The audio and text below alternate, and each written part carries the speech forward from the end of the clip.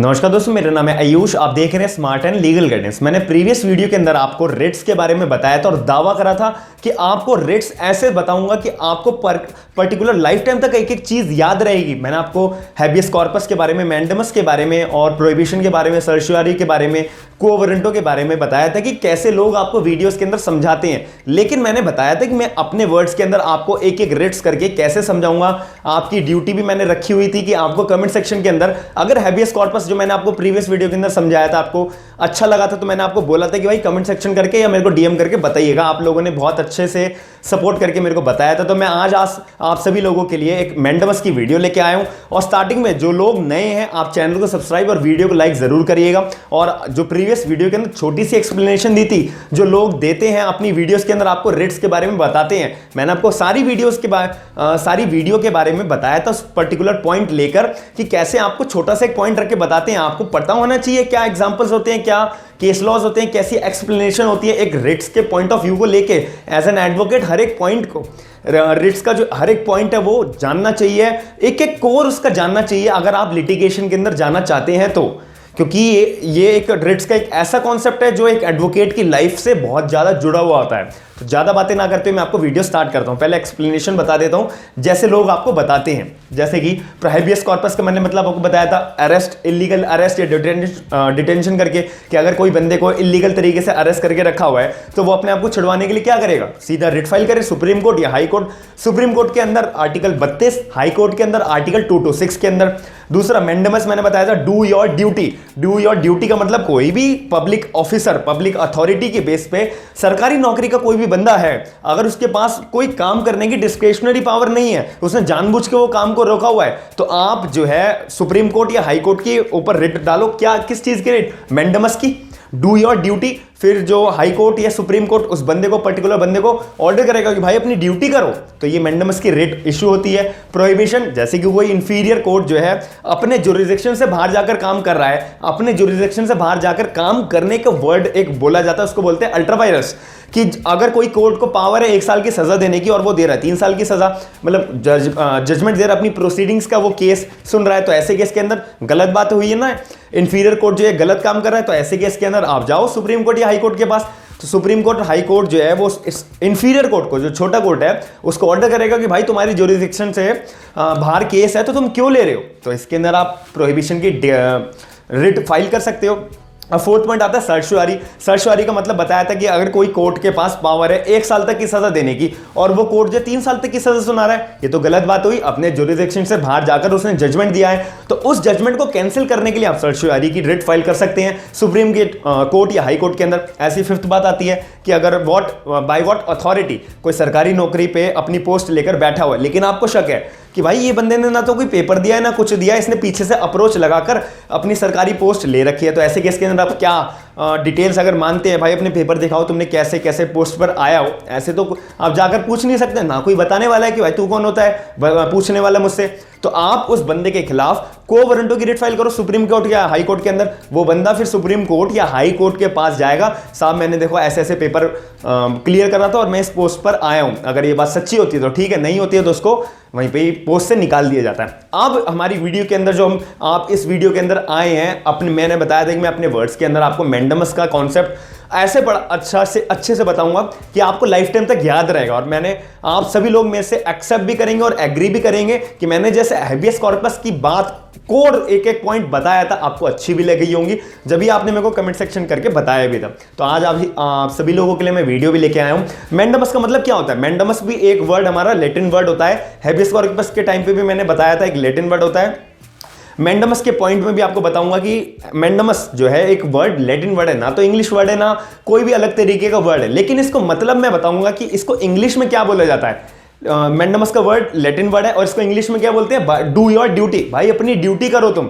इसका मतलब सिंपल यही होता है, डू योर ड्यूटी। आपको हमेशा दिमाग में क्लियरिटी रखनी। मैंने ये इसीलिए शॉर्ट फॉर्म के अंदर ये वर्ड्स रखे हुए हैं, मैंने इसलिए शॉर्ट फॉर्म के अंदर वर्ड्स लिखे हुए हैं रिट्स के आगे कि हैबियस कॉर्पस आपके दिमाग में एकदम आना चाहिए, illegal detention, mandamus do your duty, prohibition lower या इंफीरियर कोर्ट अल्ट्रा वायरस अगर काम कर रहा है, सर्चुआरी अगर कैंसिल करना है हमारे को इंफीरियर कोर्ट का जजमेंट, को वारंट बाय व्हाट अथॉरिटी, भाई किस अथॉरिटी से, तुमने ये पोस्ट होल्ड कर रखी है। ये छोटे छोटे कीवर्ड्स होते हैं, आपको समझने में, अपने डेली लाइफ के अंदर बात को याद रखने के लिए, या फिर कोई भी एग्जाम पॉइंट ऑफ व्यू से आप पढ़ रहे हो तो ये छोटे छोटे कीवर्ड्स याद आते हैं, इसीलिए मैंने आपको ये कीवर्ड्स के जरिए बताया है। तो मैंडेमस का बता दिया, बाय डू योर ड्यूटी। अब इसके अंदर एक बात आती है कि it is an order of the high court या supreme court commanding a person या फिर body to do that his duty और to do such person is bound to do that duty. अब इसके अंदर सिंपल इसका मतलब ये है, आपको कैप्शन के अंदर भी मैं प्रोवाइड करा दूंगा कि जो मैटर मैंने आपको बोला है अभी वो आपको अच्छे से बोर्ड में ना दिख रहा हो तो कैप्शन में आपको यहां पे शो हो जाएगा। तो इसके अंदर इसका सिंपल मतलब ये है कि मैंडेमस के अंदर ये होता है कि फॉर एग्जांपल, आपको एग्जांपल देता हूं कि आप बैंक के अंदर गए हो कोई फॉर्म जमा कराने, और जिस बंदे के पास अपना आप फॉर्म जमा करा रहे हो और आपको पता है कि भाई मेरा तो फॉर्म मेरी साइड से सारे डॉक्यूमेंटेशन मैंने फिल करके दिए हैं, फॉर्म के अंदर एक एक जो जो उन्होंने मेरे से चीज मांगी है मैंने अपनी साइड से सारी चीज पूरी करके दी है, और एक बार उन्होंने बोला है कि आपके फॉर्म जो आप सबमिट करा रहे हो उसके अंदर एक आधी कमी है वो पूरी करके ले आओ। अगले दिन आप फिर आए हो बैंक के अंदर, वो पूरी कमी पूरी करके, अब जो वहां पे बैठा हुआ है बंदा काउंटर पे, वो आपका फॉर्म एक्सेप्ट नहीं कर रहा, बेफालतू में नहीं कर रहा, कोई भी अदर रीजंस के, पर्सनल रीजंस के, या फिर आपकी उससे कोई बहसबाजी हो रखी हो पहले, या फिर आपकी वो अपनी दुश्मनी आपसे निकाल रहा हो, और दुश्मनी कैसे तरीके से निकाल रहा हो कि भाई तुम्हारा फॉर्म आगे पास नहीं कर रहा हो, तो इसके अंदर आपको तो प्रॉब्लम हो रही है ना। भले ही दुश्मनी की बात है तो आप पर्सनली बाहर जाके निकालो ना, आप अपने ड्यूटी वर्किंग आवर्स के अंदर, अपनी ड्यूटी के आवर्स के अंदर आप अपनी दुश्मनी की बात क्यों ला रहे हो। तो इस केस के अंदर आपको प्रॉब्लम फेस करनी पड़ रही है। आप इस केस के अंदर क्या कर सकते हो, ना तो वो जो बैंक के अंदर बैठा हुआ है बंदा उसके पास कोई भी डिस्क्रिशनरी पावर नहीं है कि भाई इसका फॉर्म पास करूं या ना करूं, करूंगा तो नहीं करूंगा क्या होगा, उसके पास पूरी पावर, उसके पास सिर्फ इतना काम है कि तुम्हारे पास जो फॉर्म आ रहा है तुम्हारे को चेक करना है, सारी चीजें पूरी हैं, आगे पास करना है बस। अब तुम्हारे पास तुमने फॉर्म दिया, अब उसके अंदर सारी चीजें पूरी हैं, तो उसमें उस पर्सन की डिस्क्रिशनरी पावर की तो बात ही नहीं रही, बात वहीं खत्म हो गई। तो इस पॉइंट को आपको ध्यान में देना है कि जिस बंदे के पास डिस्क्रिशनरी पावर नहीं होती है कोई काम करने की, वहां पर आप मैंडेमस की रिट फाइल कर सकते हो और ऊपर से ऑर्डर लेके आ सकते हो कि भाई तेरे को काम जो करने के लिए बोला है तो कर क्यों नहीं रहा।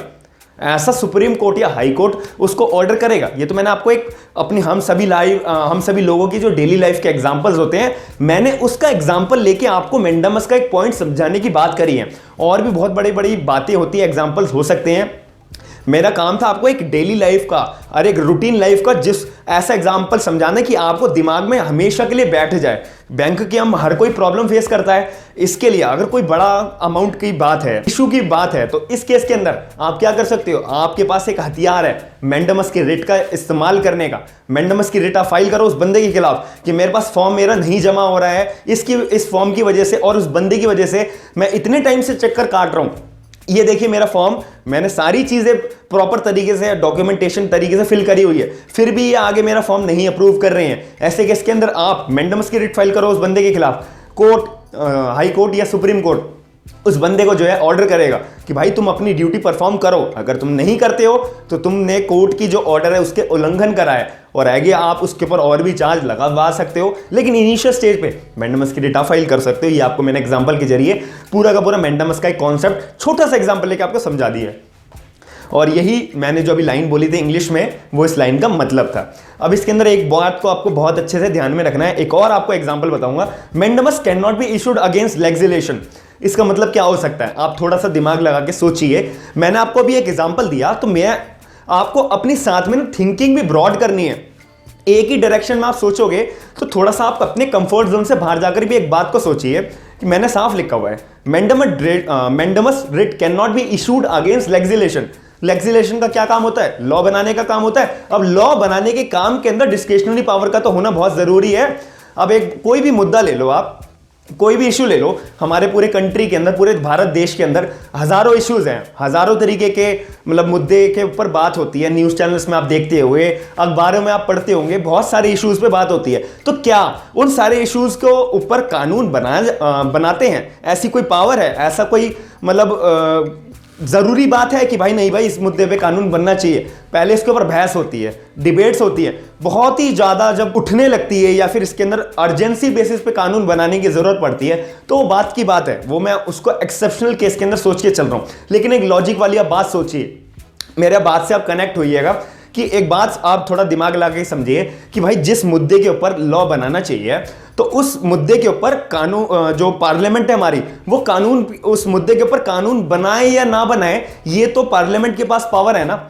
अब इसके अंदर पावर की बात आ गई ना कि भाई इसके ऊपर कानून बनाना चाहिए नहीं बनाना चाहिए, वो पार्लियामेंट के हाथ में है ना। तो आप इस केस के अंदर मैंडेमस की रिट इशू नहीं कर सकते हैं पार्लियामेंट के खिलाफ या लॉ मेकिंग बॉडी के खिलाफ कि भाई जब कोई हमारा मुद्दा है, आप मुद्दे के ऊपर कानून बनाइए, हम मैंडेमस की रिट इशू कर देते हैं कि भाई कोर्ट जो है उनको बोलेगा कि भाई तुम अपना कानून बनाओ। ऐसा हो सकता है कोई प्रैक्टिकल लाइफ में? बिल्कुल भी नहीं हो सकता। आप किसी लॉ मेकिंग पावर के, लॉ मेकिंग बॉडी के ऊपर मैंडेमस की रिट इशू नहीं कर सकते। या फिर आप कोई भी पुलिस स्टेशन के अंदर एफआईआर दर्ज कराने जाते हैं और अगर वो एफआईआर दर्ज नहीं करते हैं तो इस केस के अंदर वो पुलिस वालों की डिस्क्रिशनरी पावर है कि भाई वो पहले केस को आपको सुनेंगे, उन्हें लगेगा कि भाई ये एफआईआर दर्ज होने वाला केस है तो वो एफआईआर दर्ज करेंगे। लेकिन अगर उन्हें लगता है कि आपस की दोनों पार्टीज का सेटलमेंट वो करा सकते हैं और एफआईआर दर्ज होने की जरूरत नहीं है, तो इस केस के अंदर पुलिस बेफालतू में एफआईआर दर्ज क्यों करेगी? और अगर आपको लगता है कि भाई मैंने तो एफआईआर दर्ज कराने गया था और पुलिस वालों ने एफआईआर दर्ज नहीं करी है, तो मैं पुलिस वालों के खिलाफ जो मैंडेमस की रिट इशू लेके आ रहा हूं, ऐसा हो सकता है? नहीं, बिल्कुल भी नहीं हो सकता, क्योंकि पुलिस के पास है डिस्क्रिशनरी पावर। करूं या ना करूं, डिस्क्रिशनरी पावर का मतलब होता है करना या ना करना मेरे हाथ में होता है, उस पर्सन के हाथ में होता है जिसके खिलाफ आप मैंडेमस की रिट इशू कराना चाहते हैं। तो सीधा मतलब यह है मैंडेमस का कि जिस बंदे के पास डिस्क्रिशनरी पावर है करना या ना करने वाली, वहां पर आप मैंडेमस की रिट इशू नहीं करते। लेकिन कोई जानबूझकर आपका काम रोक रहा है, आपको परेशानी फेस करवा रहा है, आप वहां पे जाके मैंडेमस की रिट इशू करा सकते हैं। सीधी और सिंपल बात, इसका मतलब ये होता है। अब इसके अंदर एक केस लॉ भी आता है हमारा कि state of MP versus Mandwa AIR 1954 supreme court का केस है। अब इस केस के अंदर जो मैंने आपको इतनी एक्सप्लेनेशन दी है, पार्लियामेंट का एग्जांपल दिया है, पुलिस की एफआईआर का एग्जांपल दिया है, तो एक लॉजिक वाइज मैंने अपने वर्ड से तो कुछ बनाया नहीं होगा, कहीं पे ये बात लिखी होगी, उस बात को पढ़कर मोल्ड करके एग्जांपल सोचकर आपके सामने प्रेजेंट कर रहा हूं। तो वो बात लिखी कहां है? एक ऑथराइज तरीके से एक्सप्रेस तौर पे कोई बात लिखी होगी, कानून के अंदर एक एक बात डिटेल में लिखी होती है। कोई अपनी तरफ से आपको कुछ अपना ज्ञान दे रहा है तो वो समझ लेना वो गलत बात बोल रहा है, या फिर अपने मन घड़ंत कहानियां बनाकर आपके सामने वो बोल रहा है। ना तो वो सुप्रीम कोर्ट का जज है, ना तो वो कोई मिनिस्टर है, तो उसके कहने से आप क्यों मानोगे? कहीं पे लिखी तो होनी चाहिए बात, और जो मैं आपको बात बोल रहा हूं तो आप मेरी बात क्यों मानोगे? आपको मैं प्रूव करूंगा बात, जब तो आप मेरी बात को एक्सेप्ट करोगे। तो मैंने जो आपको लाइन बोली थी कि mandamus writ can not be issued against legislation, ये बात सिंपल तौर पे कौन से केस के अंदर बताई थी? State of MP versus Mandwa 1954, AIR 1954 supreme court के केस के अंदर ये बात बिल्कुल क्लियर कर दी थी कि भाई मैंडेमस की रिट इशू तो करी जाती है, लेकिन लेजिस्लेशन के ऊपर बिल्कुल भी नहीं करोगे भाई, कि पार्लियामेंट को तुम मैंडेमस की रिट इशू करवा के बोलो कि नहीं भाई इस मुद्दे पे कानून बनाएगा पार्लियामेंट। ऐसा हो सकता है प्रैक्टिकल तौर पे? बिल्कुल भी नहीं। ऐसे तो आप पार्लियामेंट को जो है जो फ्रीडम होती है वो आप उनकी छीन लोगे। पार्लियामेंट तो अपने तरफ से जो है वो सोच ही नहीं पाएगा कि इसका मुद्दा बहुत इंपॉर्टेंट है लॉ बनाने का, इसका मुद्दा कम है, तो पार्लियामेंट तो ऐसा सोच ही नहीं पाएगा। जो बहुत इंपॉर्टेंट मुद्दे होंगे उसको वो छूट जाएंगे और सारे लोग जो छोटे छोटे मुद्दे पे अपना कानून बनाने के लिए जो मैंडेमस की रिट फाइल करते रहेंगे पार्लियामेंट के अंदर। ऐसे तो आप थोड़ा प्रैक्टिकल सोचिए ना।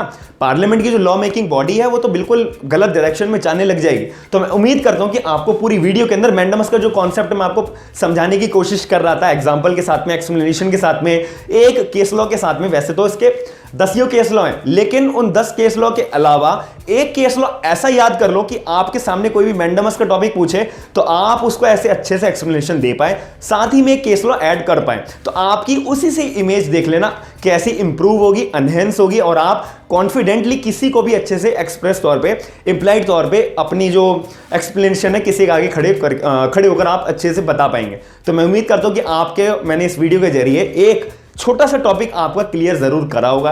अगर आपको मेरी वीडियो पसंद आती है, चैनल को सब्सक्राइब जरूर करिएगा, वीडियो को शेयर करके आप सपोर्ट जरूर करिएगा और लोगों को भी बताइएगा कि एक ऐसा कॉन्सेप्ट और एक ऐसा यूट्यूब चैनल है जो बहुत सारे टॉपिक्स के ऊपर बात करता है सिर्फ लॉ से रिलेटेड। थैंक यू, धन्यवाद।